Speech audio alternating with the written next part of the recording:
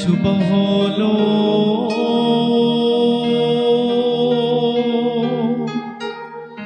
ശുഭഹോലോ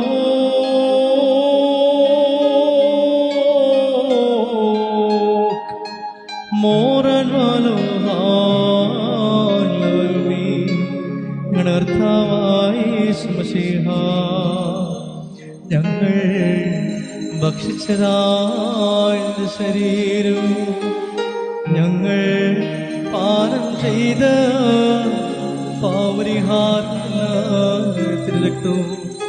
ഞങ്ങളുടെ ശിക്ഷയ്ക്കോ പ്രതിപകരത്തിനോ കാരണമായി തീരരുതേ.